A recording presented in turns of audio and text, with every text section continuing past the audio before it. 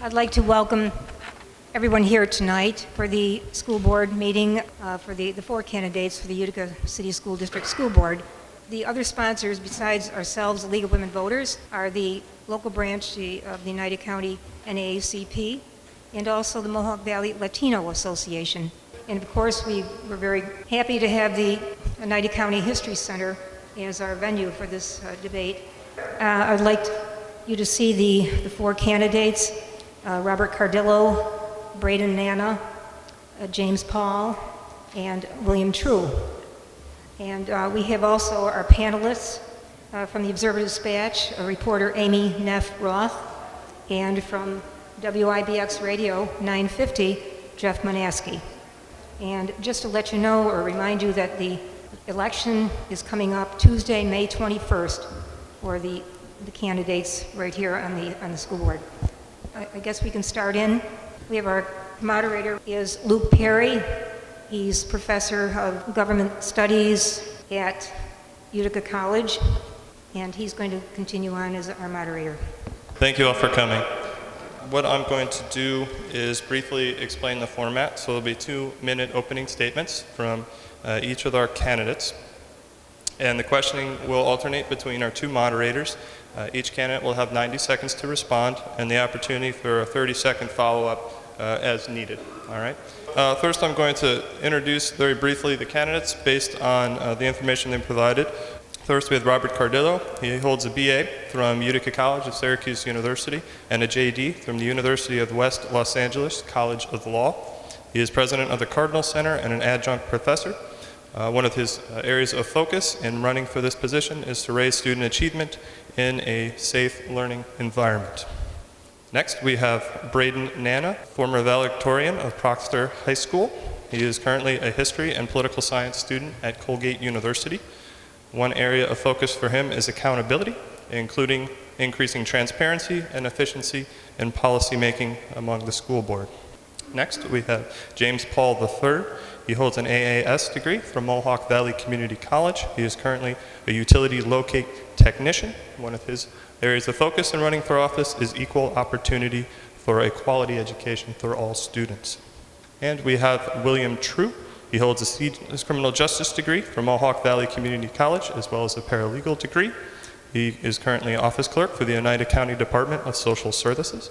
His area of focus in running for this position is to support Junior Naval Reserve Training Corps and to increase qualified teachers and decrease class sizes. So we will now move to the opening statements from each candidate, beginning with Mr. Cardillo. Thank you, and thank you all for coming. First of all, I'd like to thank the League of Women Voters. Also thank the NAACP and the Mohawk Valley Latino Association for holding this forum. The most important obligation that we hold as citizens is to educate our children. I strongly believe that I can be a significant advocate for that change and that education for these young people. When I grew up, education in our home was number one. My father was only able to go to the 6th grade. Through the Depression, he had to quit work, or he had to quit school and go to work. My mother, fortunately, was a rare person who was able to graduate from high school. She graduated from UFA. And in our home, education was prominent and very important. My mother said, "You're not going to succeed unless you have a good education." So it was very significant in our family. And I'm very proud, and they were very proud to say that I was the first person in our family to go to college. And one of the proudest days that my parents had was when I graduated from Utica College and then when I got my law degree from the University of West Los Angeles. So I believe that I understand education because I am an educator, I'm a business professional, and I really have a great passion for these young people that I work with each and every day. And I hope you'll listen to me, and I thank you in advance for your support. Thank you. Mr. Nann. I'm BRAEDON NANNA. I'd like to thank you all for coming tonight. I'm running for a position on the Utica City School District Board of Education because I want to make the board and the district work better for our students and for our teachers. I believe that our students deserve to know that the board is working for them, and I believe that the community has a right to know what is going on in our school district. If elected, I will work to make sure that board meeting minutes and policies are public and readily available online. I will also make it a priority to attend school events and to make myself available so that the community can come to me with any concerns that they have about their school district. Additionally, I will work to make sure that cost is not a barrier to a quality education for any student in our school district by decreasing class sizes, updating textbooks, and providing funding for extracurricular activities and classroom supplies. I hope to have your support on May 21st so that together we can provide an education that is worthy of the great city of Utica. Thank you. Thank you, Mr. Nana. Mr. Paul. Good evening, folks. I'd like to say thank you for attending. I'd like to say thank you to the Mohawk Valley Latino Association, the NAACP, the League of Women Voters for holding this forum. I believe that our kids deserve a quality education. Far too often we have children who come out of the school district or graduate from high school sometimes unprepared for life after high school. If we take the opportunity to really push our students, to give them some culturally relevant curriculum, to give them teachers that look like them, to decrease the class sizes, if we can really push Albany or the state to give up that foundation aid that's owed the district, I believe that we can make this a much better place for our children. This school puts out some very nice students. They do a very good job, but that doesn't mean we have to sit there. We really have to push our kids. We really have to give them opportunities to be far better than what they think they can be. As a parent of a child currently in the district, I understand that our teachers are approachable. We need to build a relationship between the district, the school board, and the students. Unfortunately, the district or the teachers don't feel as if they have a voice. We need to build the power in our parents. Our parents don't feel as if they have a voice. We really need to make sure that our kids can have someone that speaks for them and someone that listens to them. Transparency is something that I really think we need, and I think that accessibility is also something that we need. Thank you. Thank you, Mr. Paul. Mr. Trick. Good evening, and thank you all for attending. I want to thank the League of Women Voters, the NAACP, and the Mohawk Valley Latino Association for sponsoring this event. And I also would like to thank the NANNA County Historical Society for putting this on. I have a very positive and optimistic view about the future of our city school district. 2019 is a very exciting time to be running for a seat on the Board of Education. You know, over the course of the past year, I have been following the activities of the Board of Education in its proposals to develop a comprehensive capital improvements project, which last year was overwhelmingly supported by the voters in this district. Out of 6 meetings for the capital improvements meetings, I attended every single one of them. This project includes improving the school district's athletic fields, which will level the playing field in more ways than one, and making it safer for students involved in sports. The capital improvements project also includes construction and renovations to the Kernan Elementary School building. Our children are the main cause that we are all sitting here today. They deserve the best. Our school district, together, you and I, can bring justice to our school system. And by that, I mean we give our students, our parents, and our teachers what they truly deserve. That is why I'm running for a seat on the Utica City School District Board of Education, to help our children receive a well-rounded education that will help make their hopes and dreams a reality. Thank you very much. Okay, so we'll start with the first question by Amy, and the order of the responses will be what we just did, and then we'll move on down the line. So Mr. Cardillo will have the opportunity to respond first, and then with the second question, Mr. Nana, and we'll continue in that fashion. Okay, thank you. Hello. My question is, what special skills and knowledge do you possess that will help you to serve with distinction on the school board?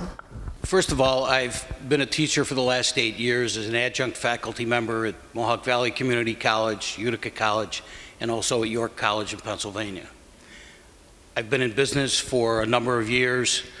Some of our folks have talked about the efforts that we need to be good lobbyists in Albany. Well, I've been a lobbyist for a significant portion of my life, lobbying in Albany and in Washington. I've had the opportunity to work with these young people. I've always said that some of the best students that I have at MVCC are my bridge students from Proctor. They do a phenomenal job. And I've been very proud to be able to work with those people. So the combination of my education, my educational background, my experience in business, and my experience in the public sector, I think gives me the opportunity to be able to do a tremendous job for the school district.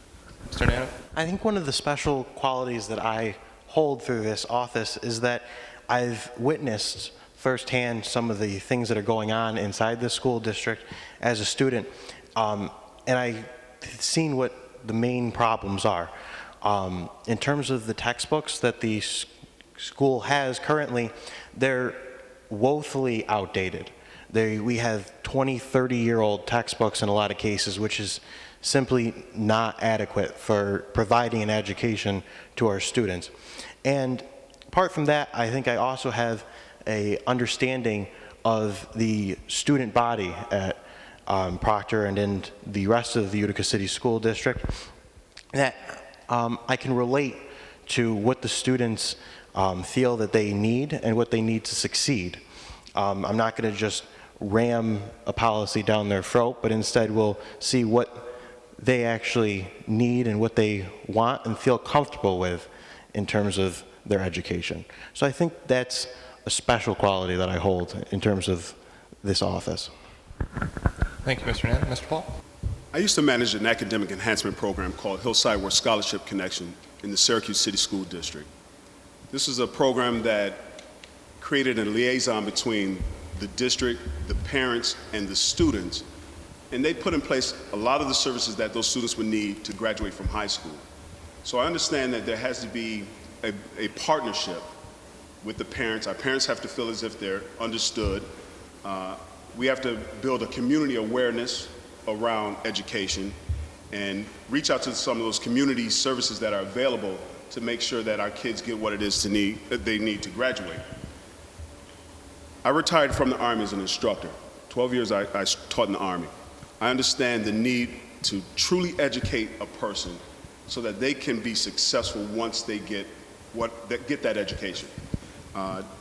If my students in the Army didn't receive that education, this Army isn't as successful as it is. So we need to make sure that we prepare our students to get the education that they have.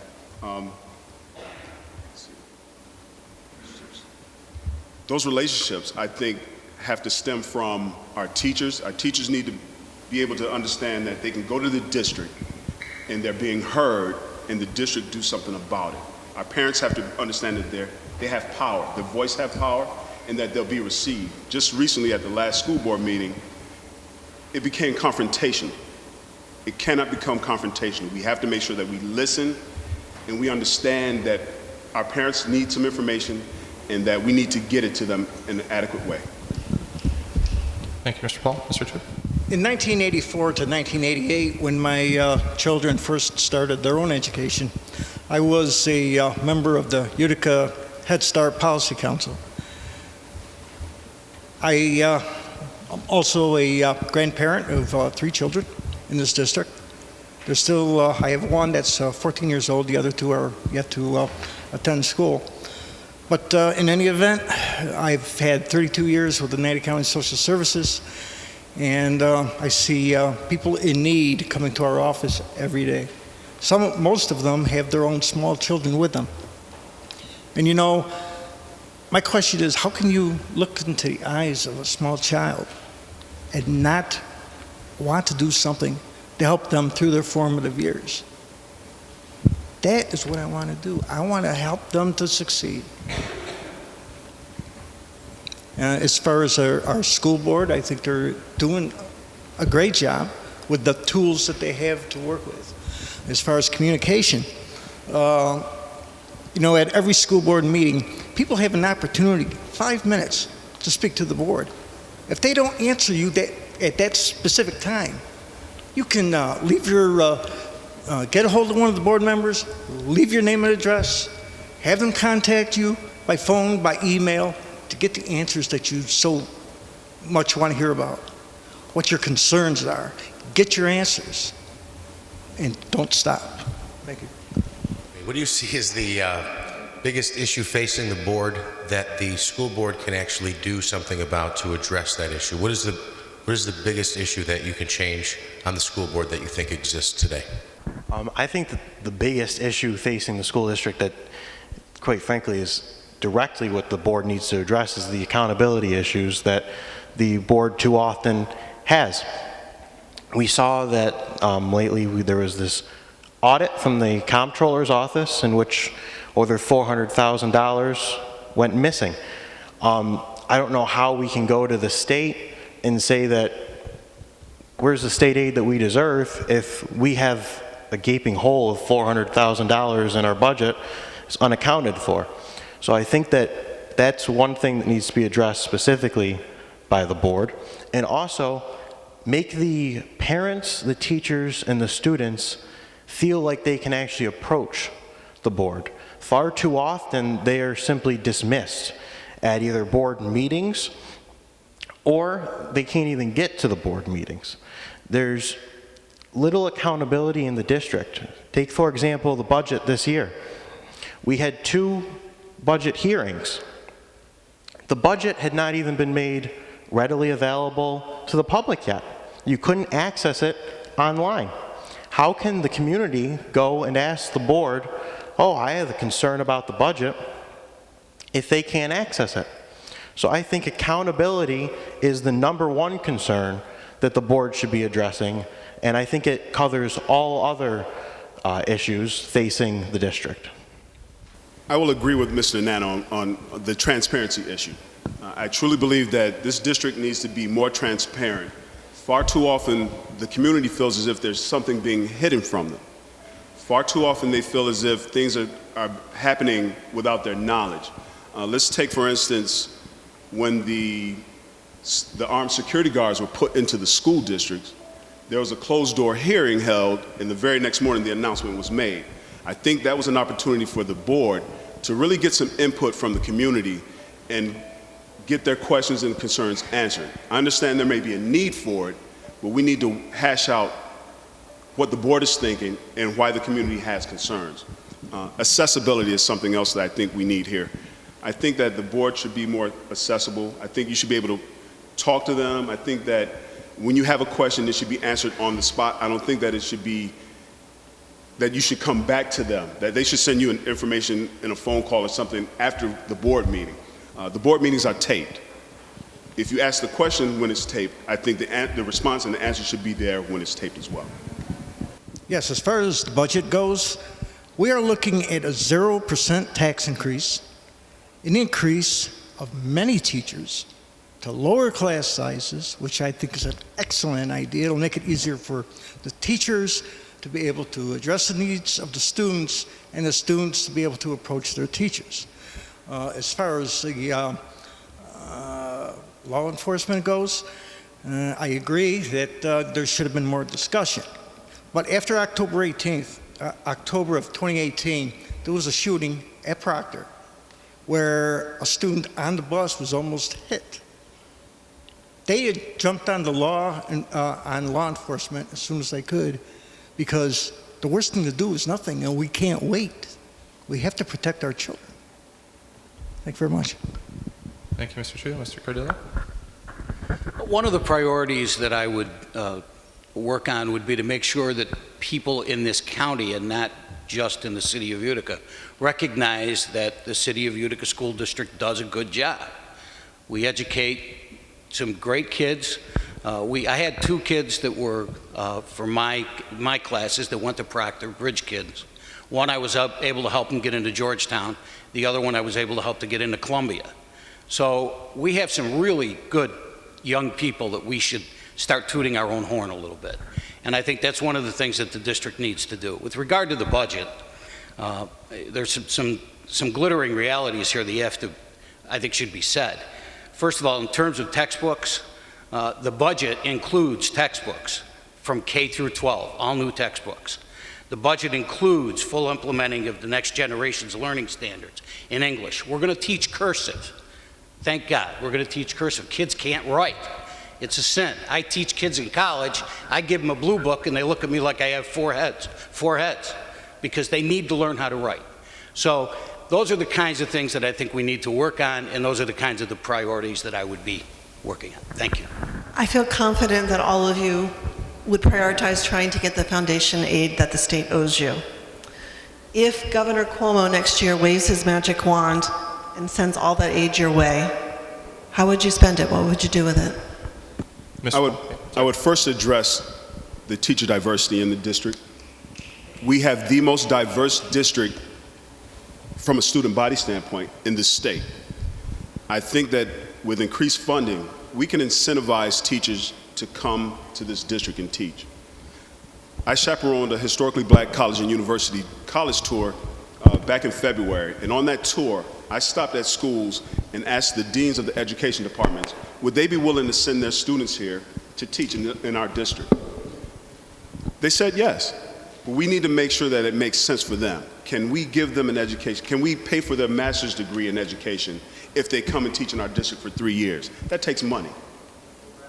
Can we give them a bonus if they decide to stay in the district for 5 years? That takes money. We need to implement some culturally relevant curriculum that's going to take school books and textbooks and programming and some additional training. And I think that if we get that foundation aid, we can truly allocate it to some good things to change this district.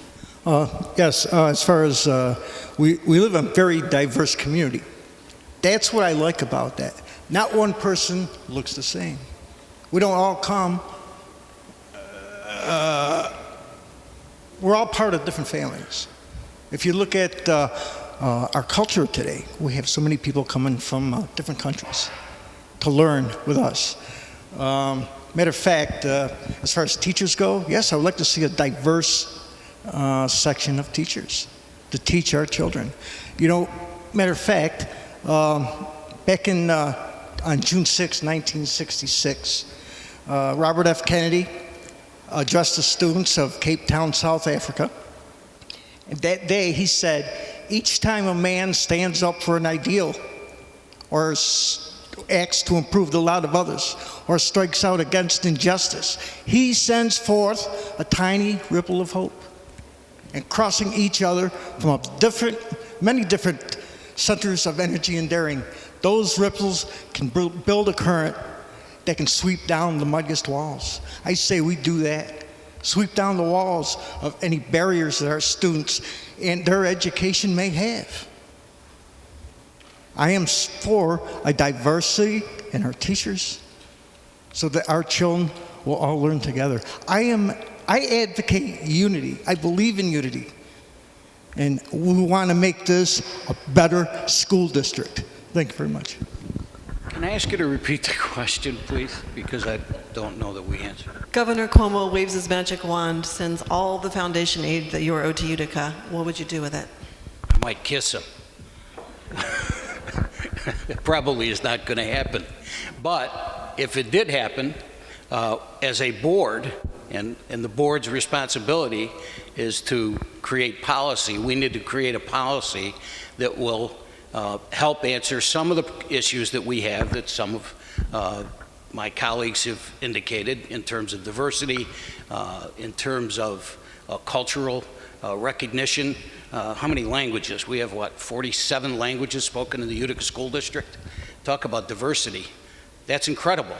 And we need not only to deal with it from the point of view that we want to help the children, but it's also helping the community with the diversity. So I would think that if the governor in his infinite wisdom were to be able to send us all the money, I certainly think that we could do a lot with it in helping some of the things that we've all talked about this evening.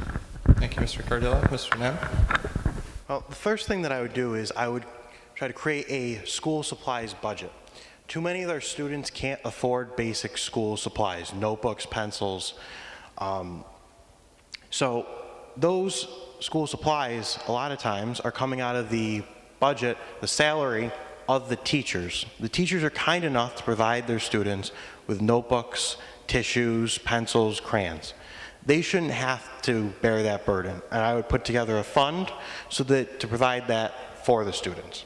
Second, I would reduce the burden of numbers within our school.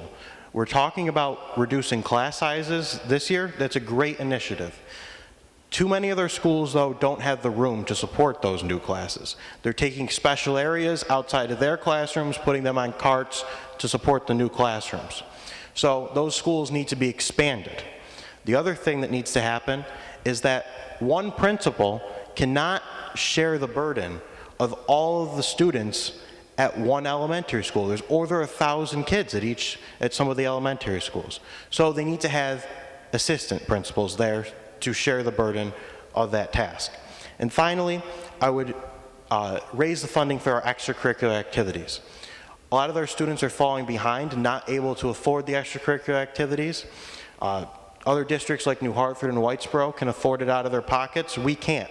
So they usually miss out on taking trips because the bus prices are astronomical. So those would be the three things that I would do with the state aid. You can follow up? Oh, yes, please, go ahead.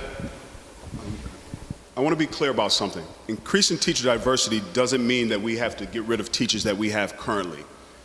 Every year, our teachers retire. Through natural attrition, we can actually actively seek out teachers and increase our diversity. Students need to see teachers that look like them.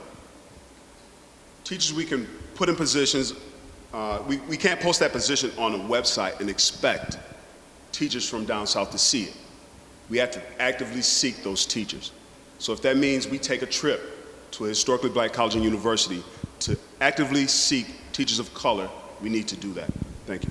Thank you, Mr. Paul. Would anybody else like to follow up? Yeah. Mr. Cardillo, 30 seconds. Actually, I live down south. I think we have a multitude of problems in the state of New York that have to be addressed. If we want to create people that want to come back to this community or live in this community, it's one of the highest tax states in the nation. We have problem attracting people because of those reasons. I don't believe that we're not trying to get teachers that are diverse in this district. I think the function is do they want to apply for a position in the City of Utica School District? I think that's the issue. The issue is, and I'm sorry, that's what we need to do, is to try to get out and have more people applying for the positions. Thank you. Please feel comfortable to finish your sentence. That's okay, even when the red card. No, finish your sentence, please, by all means. Anybody else like to follow up before we move on? Okay, Jeff, please. Does the the Utica City School District have an issue as it relates to traffic pickup and drop off for parents? And if you believe they do, what can you do to correct it? Mr. True will start this off, please. Does the school district have an issue with pickup and drop off of students? I'm aware of several complaints that have come in over the past year or the past several months. Is there an issue there currently? Is the district doing something to address it? Or what would you do to address it? Well, recently you hear about children being dropped off at the wrong place or they're being picked up late. What we need to do is have better communication with our Bernie Bus to find out how we can together work on that situation so that the children are not lost, are not dropped off at the wrong place and having their parents worry about where they are when they should be home at a particular time. That's what I would do. I would have a better communication with Bernie Bus. Mr. Cardillo? I'm not aware of issues per se, but I have seen the lines of cars that are in front of the school. I think what's important is to make sure that safety is a real big issue. I saw something on the news with, I think it's in the Syracuse School District, I believe, that they're now having cameras in the school buses to prevent people that are actually, they pass the bus. I saw one that was a sin. They were passing on the inside lane. So I think the safety of the children is very, very important. So. Thank you, Mr. Cardillo. Mr. Nanna? I think there are a lot of problems with the busing situation currently. One is that through negligence, they sometimes decide that they're going to put too many kids on a route. So there's not enough seats on the bus for that route, then that has to be addressed a couple of weeks into the school year. The other one is that buses will come consistently late to students' houses so that they're always late to school. The Utica City School District has an exclusivity contract with Bernie Bus Service. They require us to use their school buses for all events. That means that all of our clubs and activities have to use Bernie buses. That leads to increased prices for all of our club activities. I don't know why, if they're not fulfilling their part of the contract, why we still maintain this exclusivity clause. I think they either need to start fulfilling their end of the bargain, or we need to renegotiate the contract with Bernie Bus. Thank you, Mr. Nana. Mr. Paul? This is an issue I actually addressed with the district. I live across the street from Columbus Elementary School. Someone decided to drive down the sidewalk at 3 o'clock in the afternoon while those students are getting out of school because of the traffic. You cannot go down the street 3 wide if there's cars parked on both sides. So what we need to do is work with our elected officials, the mayor's office, the councilman. We need to work with Bernie Bus, we need to work with the district to find a solution to make the traffic conditions better. If that means rerouting traffic during that time frame, if that means putting police officers out there to make sure they're only parking on one side of the street, changing the parking signs to no parking in certain areas. We actually had the district cut a parking lot entrance to their side parking lot at Columbus to help ease those traffic concerns so that people aren't jammed there. We had a 100-year-old neighbor. If, God forbid, he needed an ambulance at 3 o'clock in the afternoon, he would not make it. So I think we need to work together with the city, the district, and Bernie Bus to find a solution to fix the traffic concerns around our schools. There's been a lot of focus lately on school safety, but violence is far from the only risk that children are facing. Mental health issues are on the rise, addiction, bullying, problems at home. There's a lot going on in students' lives. The budget does call for a new mental health team in the schools. What all do you think the schools should be doing to address students and their mental health needs? I applaud the board for increasing the mental health positions in the district. Children today have really significant issues that we never addressed. I mean, technology has done a lot of wonderful things, but it's also created a lot of problems. Okay, bullying has been a problem through technology. I mean, a kid can be bullied on the internet. I mean, I never experienced any of that. I mean, we had our issues, sure we did, but you kind of fought it out. But today it's done on the internet. And I think we need to really look at how we monitor the internet. I think there's a lot of issues that are mental issues that are a result of technology, a result of Facebook, a result of, and Facebook in and of itself has issues right now with things that are being published. So I think that's one of the areas that as a district we could certainly look at making sure that that's being monitored appropriately and that the kids can feel secure, that they're not going to be bullied, that they're going to be able to go to school and have their daily lives and do their work and go to their extracurricular activities without having to be bullied. And I think that's a real big issue. So, thank you. Thank you, Mr. Cardillo. Mr. Nana? I was extremely happy to see that the board implemented this new mental health curriculum and also the new mental health staff to the district. The increase in mental health staff is 100% needed in the school district.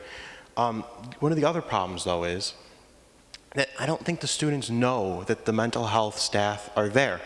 One of the things that we can do to address that is to encourage the school principals to hold assemblies for the classes and explain to them that they can go both to these mental health staff if they have a problem, but they can also go to their counselor. Their counselors aren't just there for academic issues, but they're also there for personal issues. We have great counselors in our schools, and they can be a great help to our students, but our students need to know that they're there and available to help. So I think assemblies stressing that these people are there and that the support staff is there in the schools will make a difference in improving the mental health of our students. Thank you, Mr. Nana. Mr. Paul? As a parent with a child who has an IEP, I learned that my son's IEP was written incorrectly. I learned that it was administered incorrectly. What we need to do as a district is make sure that when we write IEPs for our children, that they're done properly, that they're administered correctly. We need to make sure that if a parent has a concern, that concern is addressed. When I go to the district and say that my child is having a problem, we have to realize that we have to focus on what is the problem, how do we fix it, and if we don't have the answer, get someone there that can give them the correct answer. I think the district should hold a symposium on mental health. We need to educate our parents. Our parents may not recognize it. Our parents may not understand that it has to be diagnosed by a doctor. I think that helping the kids understand that it's okay to be different would go a long way, and hopefully it'll stop some of the bullying that's behind a lot of the stigmatism that goes with mental health concerns. I think we should increase staff training around mental health. If that means taking a training day district-wide and conducting trainings for our teachers and our educators and the staff in the building regarding mental health and their concerns, I think once we do that, we'll get a better handle on the concerns that our parents and our teachers have. Thank you, Mr. Paul. Mr. Chu? Yes, I am very pleased, very proud of our proposed school budget this year, because they are adding mental health professionals.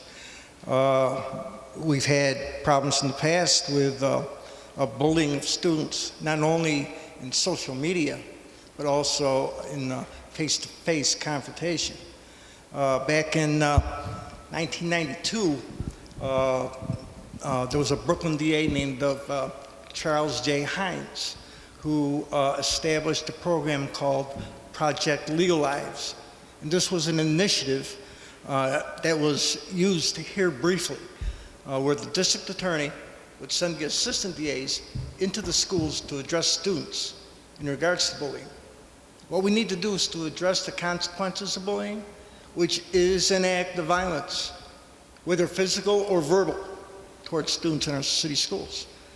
We need to find ways to prevent bullying so that those individuals that are doing the bullying, that as they mature and graduate, that they do not end up on the wrong side of the tracks in the criminal justice system.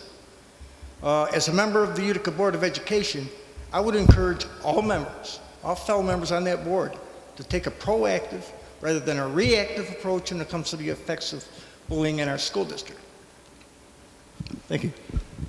Thank you very much. I'd like to ask a question, and we've heard so far about a number of concerns and the identification of different problems from the perspectives of all of you. And we've heard prescribed solutions ranging from the philosophical to very specific things that you think should be done.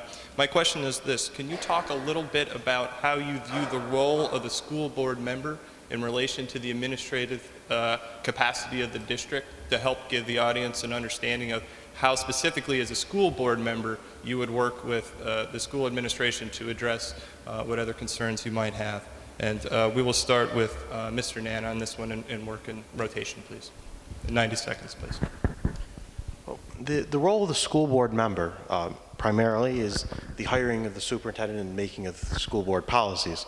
But it goes beyond just the actual meetings that the school board attends. School board member, I believe, has to be an active member of the community and the school district that they represent.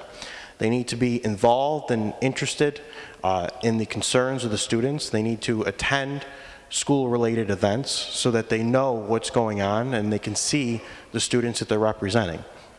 They also need to be available so that the public can raise concerns directly with the school board so that they can address those concerns at meetings. Far too often there's a removal between those two things that needs to be bridged. Just lost my train of thought. Finally, the school board also needs to be a defender for our students and our teachers and district. They need to go out of their way to show what's going on in the district as being positive. When there's negative criticism that is false, they need to take that extra step to go to the public and say, listen, This just simply isn't true. This is the reality of what's going on in our school district, and our school district is a great place to be. But they have to take those concerns and they have to take an active role in doing these things. They can't just simply show up to the meetings and call it a day. Thank you, Mr. Nanna. Mr. Paul? Like Mr. Nana said, the school board is there to govern the district. They set the budget, the hiring. I think that they need to be visible. I think that they need to visit our schools, visit our functions. I think they need to be a seeker of options. There are a lot of things out there that can be done differently if we only open our eyes to them. I think that the superintendent needs to meet with state and federal officials. I've heard that he hasn't been able to do that, or he hasn't been willing to do that. When we hire a superintendent, he's responsible to the board. He has to make sure that if the assembly person calls a meeting of area superintendents and your superintendent doesn't show up, there's a concern. We need to understand why. We need to make sure that this superintendent or the board can get the answers that they need, can help the students by hiring productive staff, staff that's going to work for the children, staff that are educated and knowledgeable and willing to really get in there and help the kids, because that's how our district goes.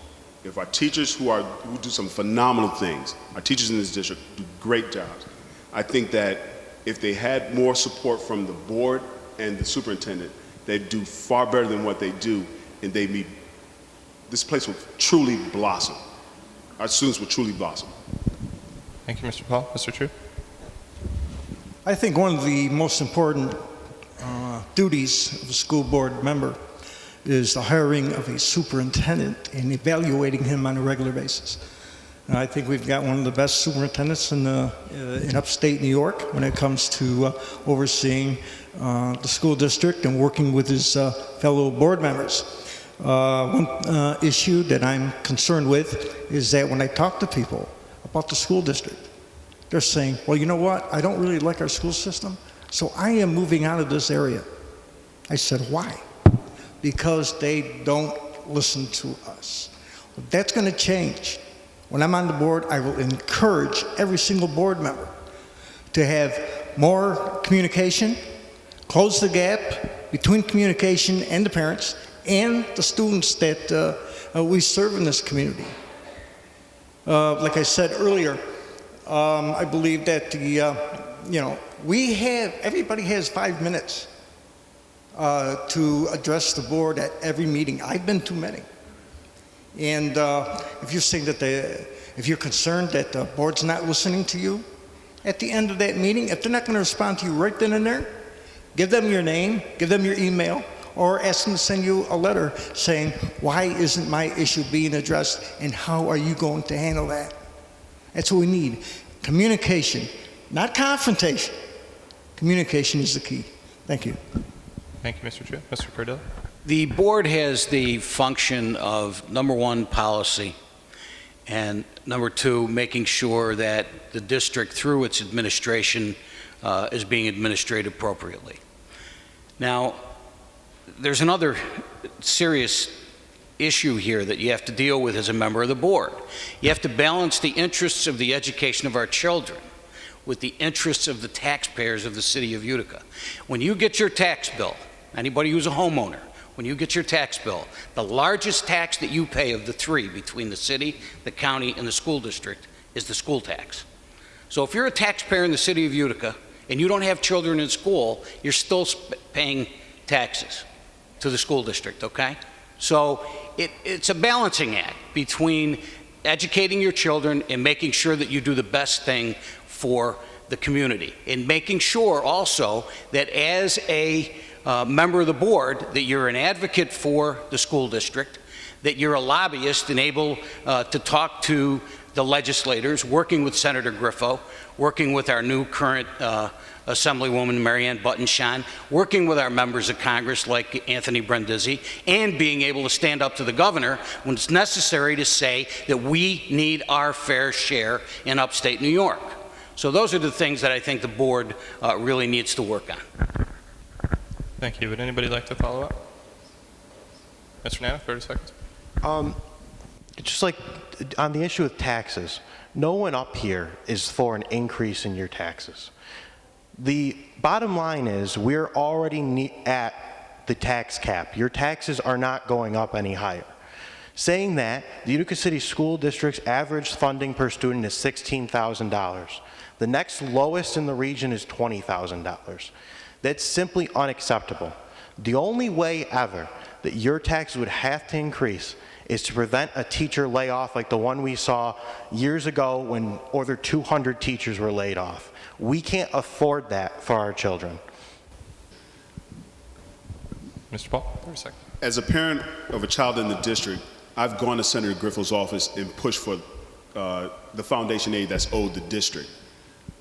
I've sat and had folks phone bank and call Senator Griffith's and Assemblywoman Buttonshawn's phones to push for that foundation aid prior to them closing the New York State budget this year. Parents need to feel empowered. They need to make sure that, or they need to feel as if they have a concern, they bring it to the board, and the board will address their concern. Far too often that's not the case, and that's why there's no one at those school board meetings asking the questions. I've attended the meetings for over a year now, and my wife and I and a few others are there, but we really need to make sure that we can give them the power and feel receptive to their concerns. Thank you. Can you talk about the special patrol officers that are in each school? Is that appropriate to have a law enforcement member like that there? Is that enough, or is that too much for the Utica City School District as far as security is concerned? As I said before, I'm a 27-year veteran of the Army. The only reason to have armed anything is because you plan on at some point having to use that firearm. I don't think that we need more armed security in the schools, and if we do, we need to make sure that they're trained. There should have been a symposium or a conference with the district and the parents in the community to help understand the need for them. It shouldn't have been dropped in our lap. I think that there is a need, but it has to be hashed out so that the parents in the community understand why they're there. But there also should be some training involved with the officers that are there. They're using retired police officers. Unfortunately, what our kids are seeing, our diverse community is seeing, is more police officers in the school. That's a concern of theirs, and their first experience with police should not be when they walk in the door. I live across the street from Columbus. I look out my door this morning, that armed security guard in his uniform is standing on the porch, on the front door of the school. He shouldn't be there. That's just my personal opinion. I think he should have an office there. I think he should be in civilian clothing, and he can still be as effective, but I don't think he needs that presence. Thank you, Mr. Paul. Mr. Chu? Yes, as we know, for the last 20 years, you watch the news, which I'm getting a little tired of it at this point, because you see people walking into schools, shooting people down, and young people at that. I don't think there's ever a dry eye in the place when you see something like this happen. They may not be your children, but they're somebody's children. They're somebody's son, grandson. You want the best for their safety as far as the law enforcement and the schools. You know, it's better to have them and not need them, or to need them and not have them. And I think the school district did the right thing of bringing law enforcement to the school district. Thank you.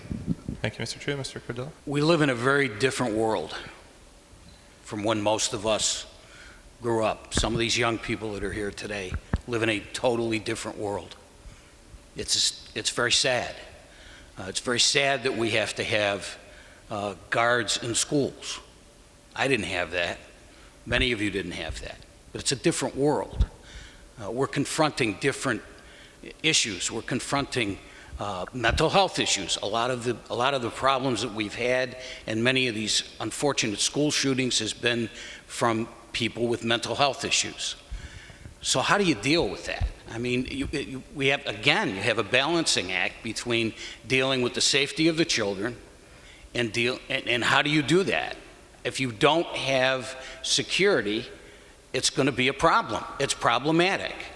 So maybe what we need to do is, if people feel uncomfortable Maybe you have the kinds of sessions where let the kids feel comfortable. Let them respect the officers that are there. Let's not say that all of them are bad. It's like anything else in life. Certain groups have bad people in them. Not everybody's bad, but you need to have these young people respect them and understand that they're there to protect them. And I think the parents want that kind of protection as well. When you want to send your child to school, you want to make sure that that child comes home and comes home safely. Thank you, Mr. Cardillo. Mr. Nan? Whenever you're talking about security, it's a balancing act in the schools, I believe. I think that the officers that we have in the schools are appropriate. When we had several lockouts last year at Proctor, myself and many of my classmates felt safe at Proctor because we knew we had those resources in place. However, when you start increasing security, it does have the effect of making people uncomfortable.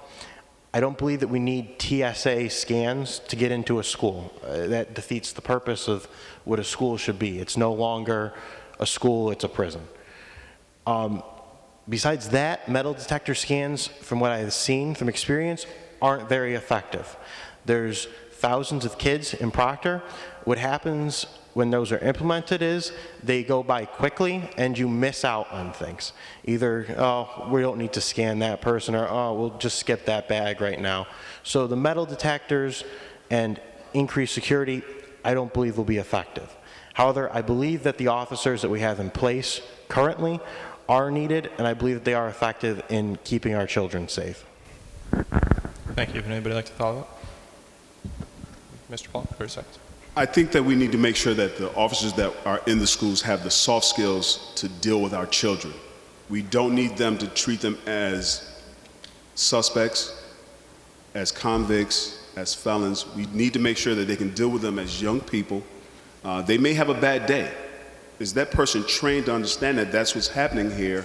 They may have a mental health concern that the officer may not know about. We need to make sure that they work with the district or with the school to understand each and every one of those children and build those soft skills so that they're not confrontational, so that those children do respect them and they respect those children in turn. Thank you. Mr. Chair, for a second. Then Mr. Cardillo. Yeah, you know, when I was attending school myself, I started out at Egbert Baggs School. It used to be a school on Mandeville Street. It's that one big brick building right now. But when I was growing up, you're always taught that your police officer is your friend. He's there to help you. If a child gets lost, they look around for him, they find him, they bring him back home. That was back then. They should still show respect for our officers because they're not there to hurt you. They're there to help you. Thank you. Mr. Cardillo? Yeah, I hope we're not trying to indict the people that are working as police officers in the school, okay? I think, first of all, they're retired officers, and they've put in their time, and obviously they've done it well because they've made it through 20 years of working for people in the community. I think we should respect what they do. I think we should not summarily, in many ways, it sounds to me like we're kind of indicting them generally. And I think it's wrong. I think what we need to do is just recognize that the security is necessary, and we should work with them. A community group recently held a meeting in Utica to talk about what they saw as concerns about the culture in the Utica schools. What do you think the culture in the schools should be, and how do parents factor into that? Well, for the past few years, being employed by Natty County, I've seen many refugees coming into our area. The way to help them, it's hard to explain. I don't really have a direct answer for that. But I do know that we need to, like ESL classes are very important for cultural diversity that we have today. Many people come from other countries, come to the United States because they want to raise their children in a country that's better than there was that they came from. But yes, diversity is very important. Teacher diversity is very important, and more developing ESL classes. English is a second language, just in case anybody didn't know that. But this is a great city. I love the city. I love the diversity. And I hope that everybody else sees that too. Thank you very much. Thank you, Mr. Chu. Mr. Cardillo? Can you define, what do you mean by culture? Just, I know what culture is, but what do you, from the context of the question, what Let me is? point out, I was not the one defining this. Okay, thank you. It was the parents talking about it. I think my understanding, it has to do with the atmosphere and the way the school operates and the way parents and families intersect with the school. Okay. And I assume too the way the students and teachers intersect and interact within the school. Okay, all right. America is culturally diverse. It's been culturally diverse. My grandparents came here from Italy. Everybody in this room probably came from somewhere else unless you were Native American. So cultural diversity is very important. I think first of all, we have to recognize that we have so many different cultures in this school district that we must be aware that, first of all, language is a big issue. So teaching people English is a priority. Secondly, recognizing that where they are living in the United States of America is an opportunity to become successful. In my classes, and I'll give you a perfect example, in my classes at MV, I have a lot of culturally diverse students. Bosnia, from Asia. I have a Laotian student this past semester. And what I asked her, I said, tell these young people in our class that are from here what it's like in your country. And it was amazing because I teach political science. It was amazing for her to explain to them the difference, like, well, we can't go out at night, or we couldn't do this, or we couldn't do that. That's a learning experience that I think we should be able to use in our school district to have these young people from other countries and other cultures make us understand what it was like to live in those kind of oppressive regimes. So I think we need to recognize it and maybe implement a program that teaches other kids about those various cultures. Thank you, Mr. Cardillo. Mr. NANNA? I think the culture within our school should be one of primarily hard work and dedication. Our students, I believe, are, by and large, very hardworking. We have to recognize that not all of them are college-bound. Some of them will enter the workforce through vocational schools. We have an excellent program through BOCES where many of them can go and learn trades while they're still at Proctor.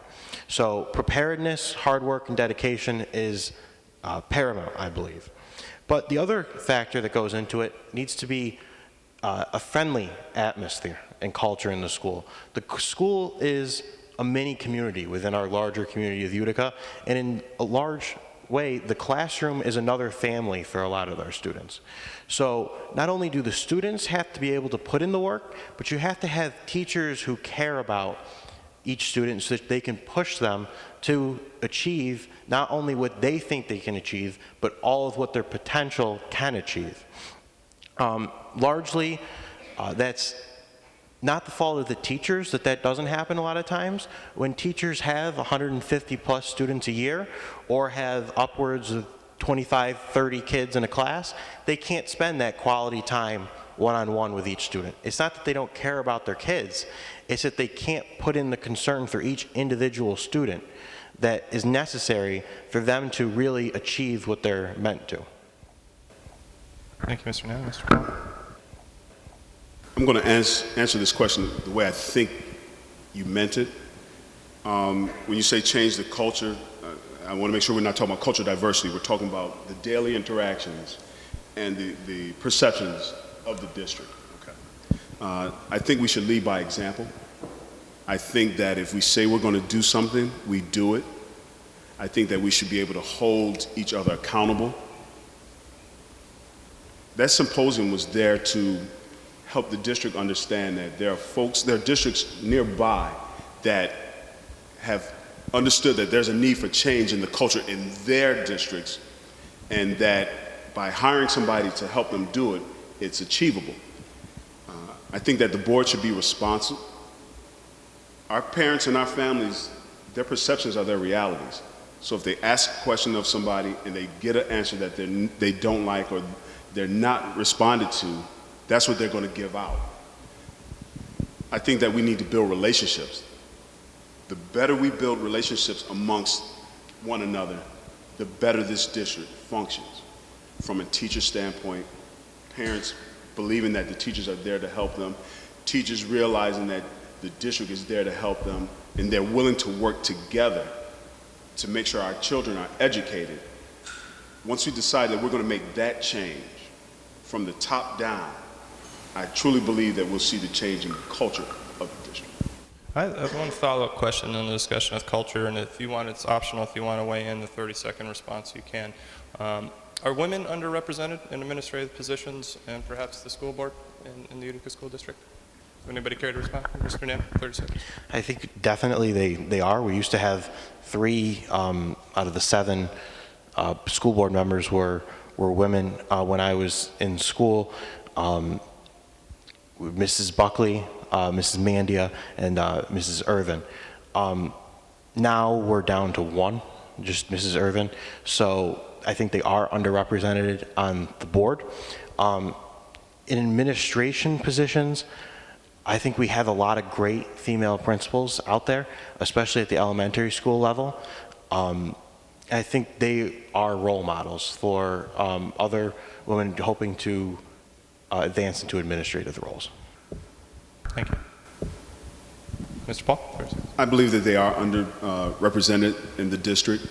From administrative and a board standpoint, like Braden said, we went from 3 to 1. Unfortunately, we don't have anyone running this year. We had someone run last year. Two lovely ladies ran last year. Unfortunately, they weren't voted in. But I believe that if we focus on diversity, and that doesn't mean color. We have to realize that diversity doesn't mean color. It means a host of different things. And female diversity is something we need to approach as well. A lot of our teachers are teachers or female teachers, but they need to move up. And if we don't widen the district, they'll never be able to do that. Thank you, Mr. Cardillo. I think it would be wonderful if you had a more female representation on the board. The problem is there are 4 of us running and not one of us are female, obviously. I think it'd be a great thing to be able to encourage people as seats come up to run for the school board. Think about this. Think about the 4 of us. You want to talk about the greatest level of public service? There are 4 people up here that are spending time campaigning for a position that pays nothing. That, in my sense, is the truest kind of public service that you can have. So I applaud anyone who serves on the board and all those people who seek the position. Talk more about that. There's no pay for working on the school board. Was there a particular issue, a subject, something happened, whether it was positive or negative? I guess basically what I'm asking is, why are you running for the school board with the hours that you'll put in, the work that you'll have to do, and there is no compensation for it? First of all, as I said, I think it's the highest level of public service you can do.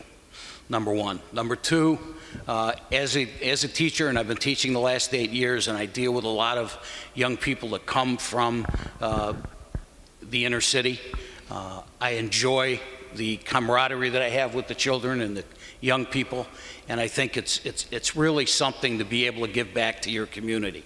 I'm in a position in my life where I'm supposed to be retired. I don't know what that means because I get up and I do a half a dozen things every day, but I do collect Social Security, so I guess that makes me retired. But I have the opportunity to be able to give of myself to the community, and I think the school board is a really good place to be able to do that because I can affect the lives of young people.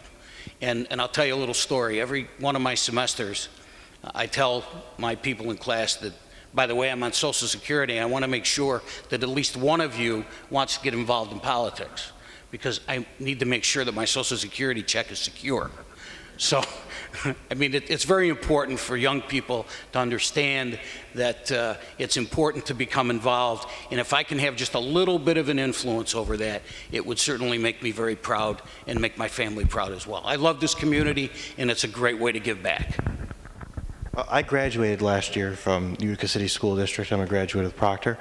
And I truly believe that the Utica City School District is one of the greatest places on earth to get an education. I received an excellent education from the school district. And the reason that I chose to run this year is because I want to give back to that school district. But saying that, I also don't like the way that some things have been run since I've been a student, and that's why I'm running, to try to change some of those things. I think our teachers are amazing, some of the best anywhere. But, especially at the board level, things aren't always done the way that they should be.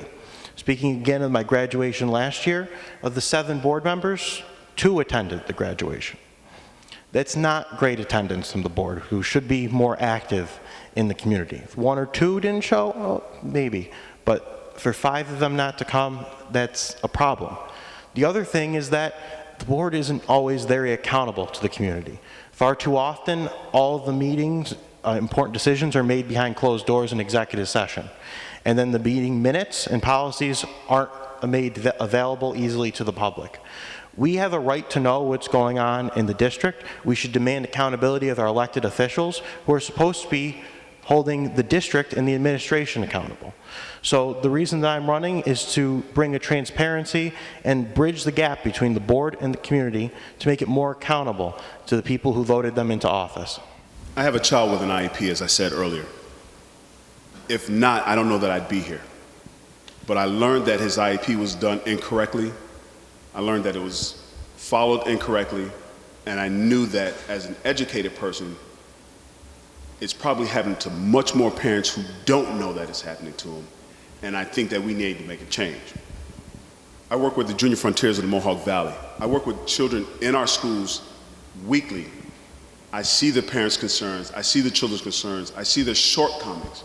I see that they're not seeing teachers that look like them, they haven't taken their SAT test, those kind of things, and that made me want to get involved because we do some amazing things in this district. When you have a child that truly understands that they're welcomed and the light goes on for them, they'll do some amazing things as well. Our teachers are on that front line. I think that the school board can bridge the gap with the teachers and the parents and really make a difference in the education of our children. That's a very good point. You asked why we're running for the school board. Well, I can tell you, it's for me, if one child graduates successfully, if many children graduate from their high schools, move on to college or the workforce or even the military, I feel I don't need to get paid for this position. It's what comes from here. I would be satisfied just seeing the kids succeed in life. Free from, well, you can take bullying if you want, but they need to be happy in life. They are our next generation, and this is a great community in which to live. And I pray that our students stay here and provide for their families, as we all did, get into the workforce, and give them themselves as well. Thank you. I want to circle back to a budget question because I want to tease out some of your priorities a little. This was happily a pretty good budget year for the district. They were able to add things. But we all know in education there are years with bad news and there are cuts to be made. Some districts have some years been forced to trim all athletics or to cut way back on their arts programs. If it comes to budget cuts in the future, what areas are you willing to talk about trimming and what areas are sacrosanct and above any kinds of cuts? Well, the thing that can't be cut is our teachers. We can't afford any more teacher layoffs in this district. Class sizes are already too high. We're working on reducing them, but we can't return to high class sizes. That is something that will absolutely torpedo our students' ability to succeed in the district. The first place that we would need to look for budget cuts is not the administration within the schools, but the administration on the Parkway. We have too many per diem employees in the district that make too much money for doing too little. So that would be the first department that I look to make cuts in. And the last department ever to be cut would be teachers. I think the first thing, or some of the things we need to look at, I can't say the first thing, but there would have to be more than one thing to look at. The school security staff. If we have armed guards who are there on a grant, why are we paying security to do the same job? Secondly, I think we need to look at the consultants we have in the district. There are stories of, or rumors of, consultants that are being paid $500 a day to do a job as a consultant. I think we don't need to have. I really believe that if we can sit down and have some transparency with the district in the budget, we'd be able to flesh out a lot more of those things that don't help the district and only add weight. And I truly believe the consultants that are paying $500 a day as a consultant and we have a paid position in the district doesn't make sense. Thank you, Mr. Paul. Mr. Chu? Mr. Cardillo? Well, first of all, it would be a very difficult thing, obviously. We would not be able to cut teachers. You just can't, number one, especially since our enrollment's actually increasing. I mean, we used to always talk about the population in the city of Utica decreasing. Actually, within the census, the last census, it went up, and it probably is going to go up again a little bit in this census. And there are young people that are coming here that are going to need to be educated, and they're probably going to be going to our city school district. So again, first thing is, I agree with my colleagues that teacher cuts would be really horrible to have to do, and I wouldn't agree with it. I think if it came to that, you have to take the budget, pull that budget apart like anybody would do in your own home. If something happened and God forbid somebody lost a job and you've got to figure out how you're going to be able to make ends meet, you got to take your budget and you got to say, well, you know what, if we were going to spend X number of dollars on a vehicle, maybe we need to go get a vehicle and spend a little bit less. Or we're going to have to spend X number of dollars on whatever costs that are involved. Maybe we can't take a vacation this year. So the school district is no different than anybody else that would be in the area of having to cut back. But I think certain things are not on the table, and teachers are one of them.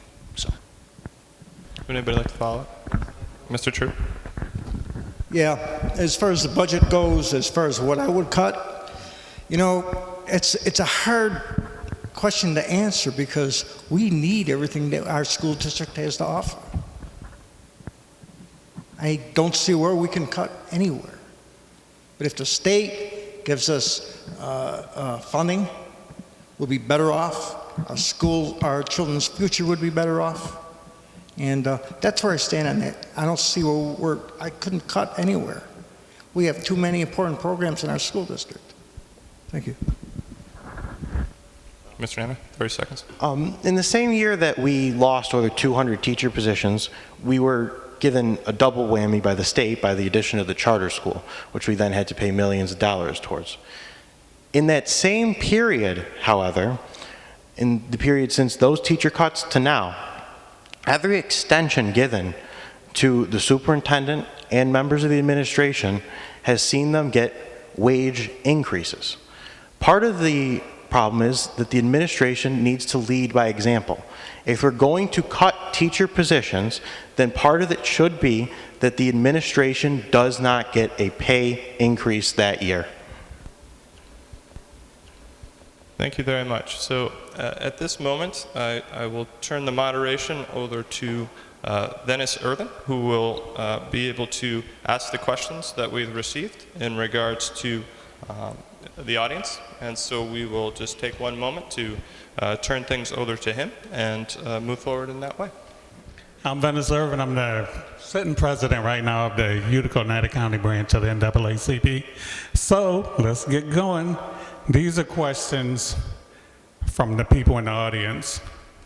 Okay, is there any after-school programming, such as tutoring and mentoring, that is currently offered by the school district? If so, do you have a plan to improve it?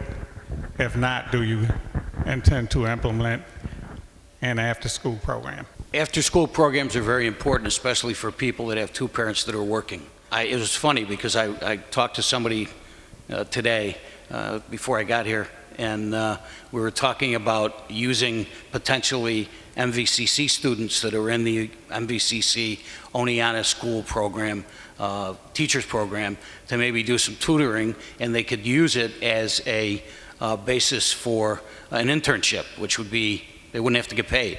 I think it would be a great thing to look at, and I talked to somebody this evening, and I think that would be a really good way to try to increase the tutoring and use the expertise that we have from people within the community.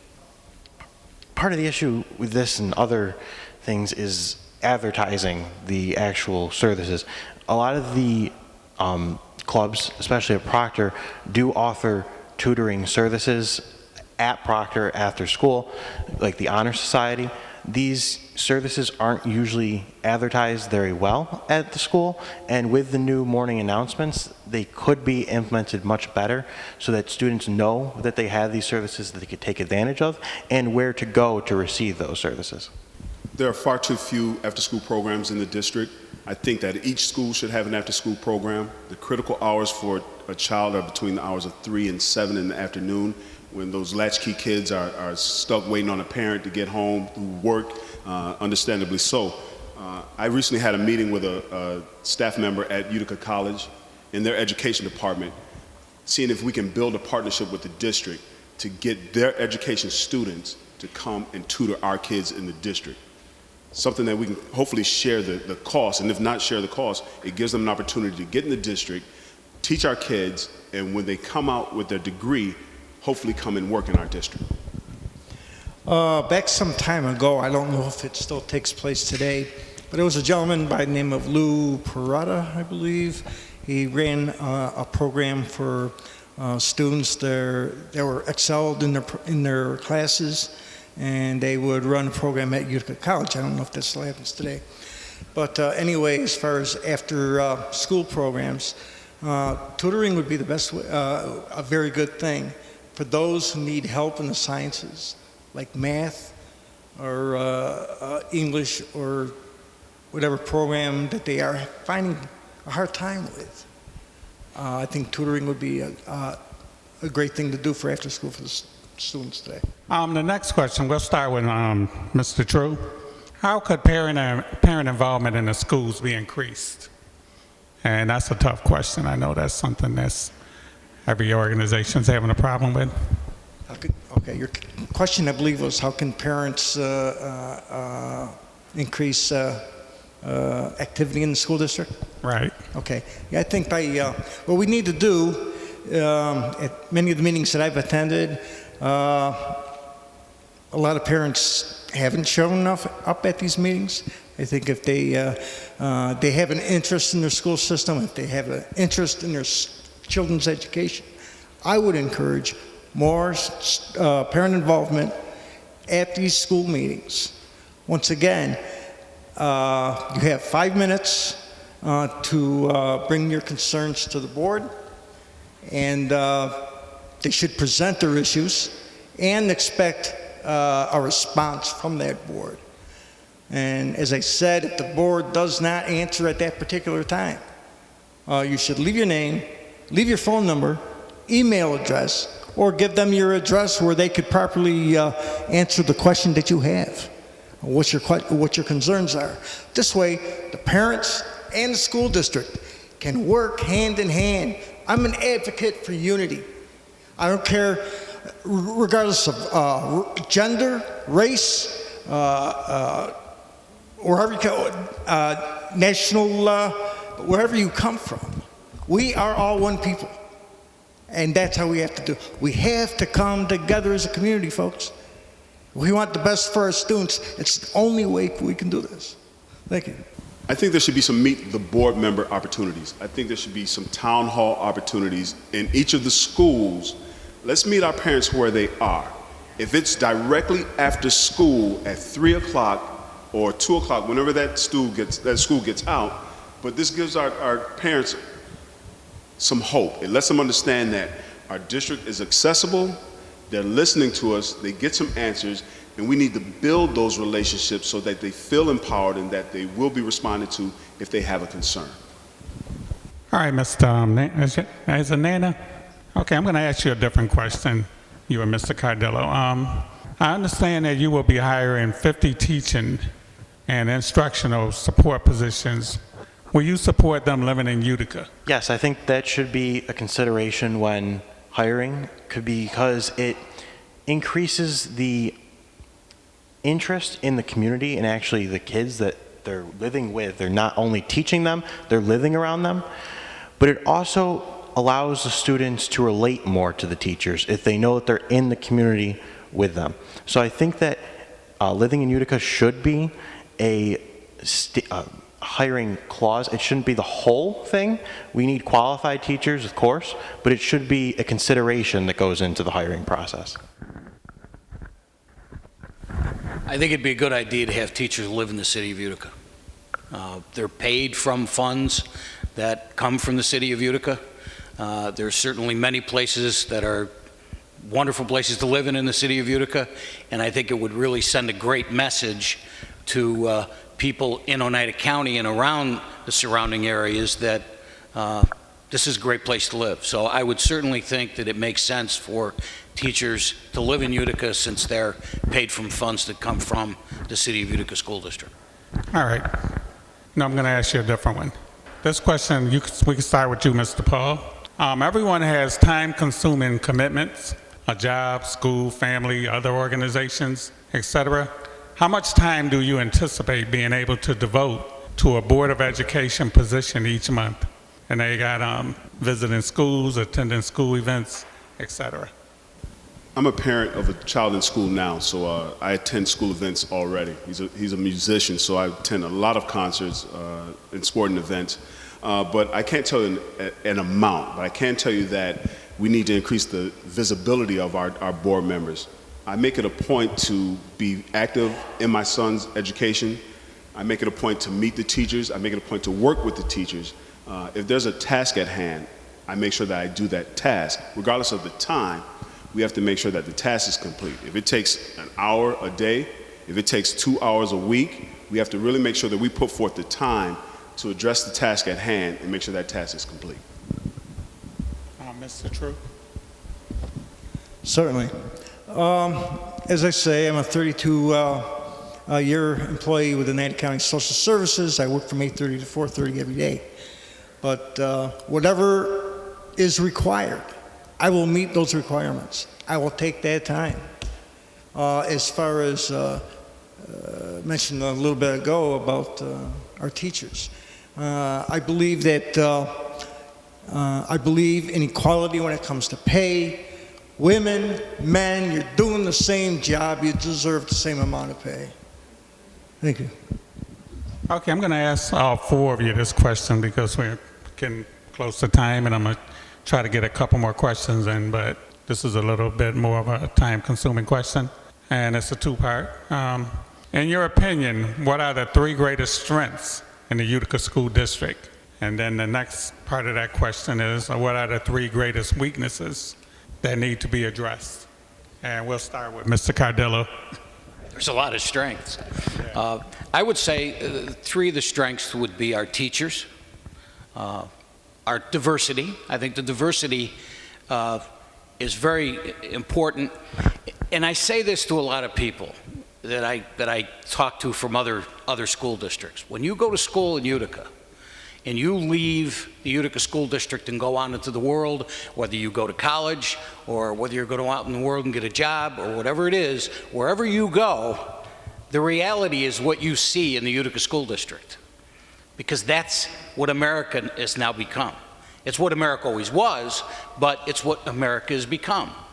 So the idea that you have the diversity in the district, I think makes the young people have the opportunity to know how other people live. And if you go to another city and live, you're going to certainly find out that it's culturally diverse.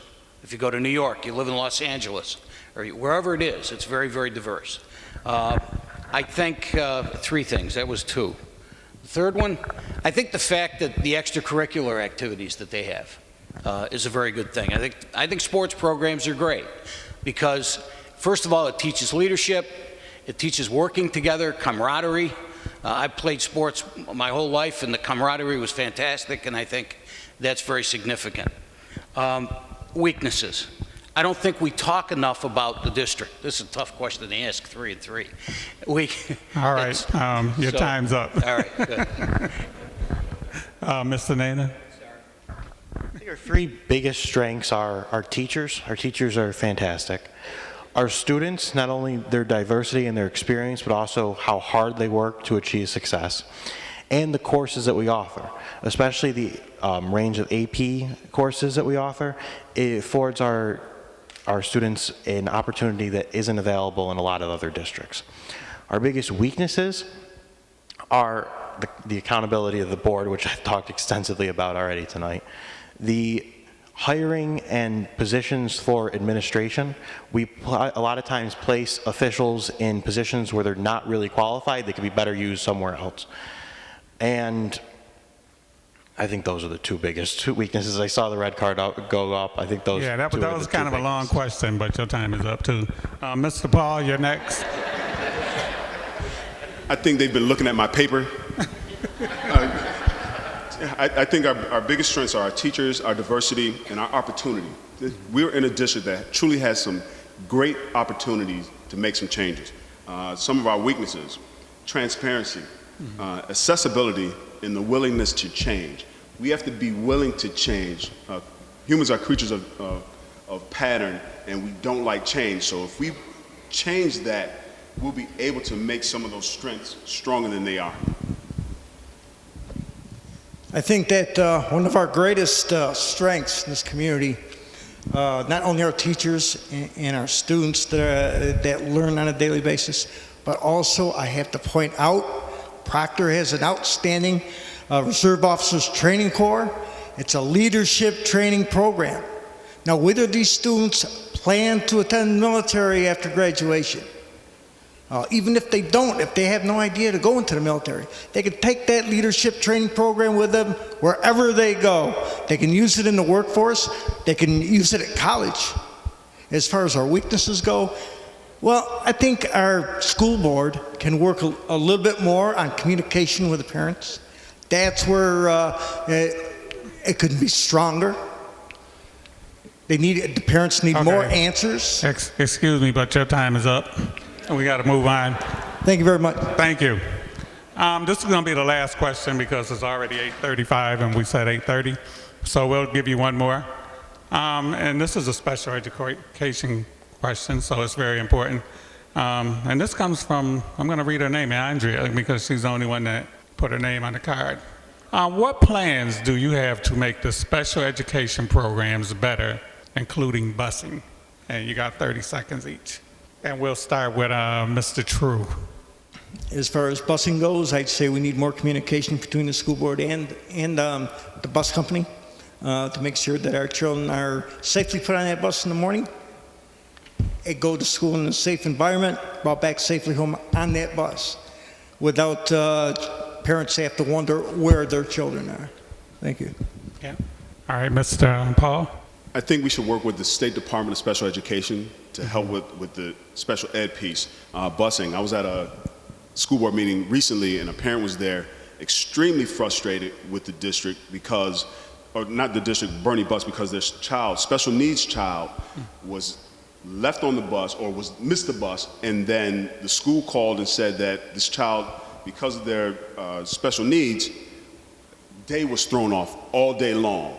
That's not the parent's fault. We have to recognize where the fault lies and address who created the problem and the concern. Our parents should not have had to receive a phone call saying that they were wrong and their child is suffering because of it. Okay. The other day I saw in the superintendent's report that another special education teacher was retiring. So a large concern is going to be that the special education department in our schools is going to be brand new. And to address that concern, I think this is one of the places where advising could be helpful, to bring back some of our old special education teachers into advising roles to the new teachers so that they can demonstrates them what has worked in the past and what could work going forward. That way they're not being thrust into a job completely unprepared. For Bernie Boss, I think we need to look at the contract again so that they're held accountable for their actions. As far as special needs, I would like to put a group of retired teachers together that have done special needs and get some of their input to find out what things that they might think we could be able to do to make the programs better. They've already done this, and it's a possibility to be able to let them help us out. I think it's always good to get opinions from those people who are the professionals that have already done it. Okay, this is just a quick one-word answer, and you knew it was going to be in there, so I'm going to ask it. It says, since last year's school board election, there have been 12 regular monthly board meetings. How many did you attend? 1. I attended 2 of the regular ones and 1 of the budget hearings. 10. You can say it in the mic. 10. Okay. Since last year, about 6 or 7. Okay. Well, I'm done. You guys did very well. It's right now.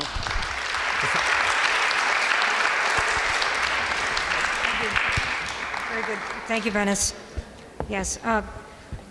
We hope you enjoyed this debate and that now you can have a little while to think it over and have an idea of whom you'd like to vote for. Remember that the election is May 21st. It's a Tuesday. And again, this is going to be recorded. It is recorded, and it's going to be available on the channel 98 and or 99 on your television. So you'll have plenty of time to re-see it, replay it. We want to thank especially tonight the Utica County History Center for their gracious hospitality. So again, we thank members of the NAACP and also the Mohawk Valley Latino Association for helping to sponsor this great debate, and we hope you have a great night. Thank you very much.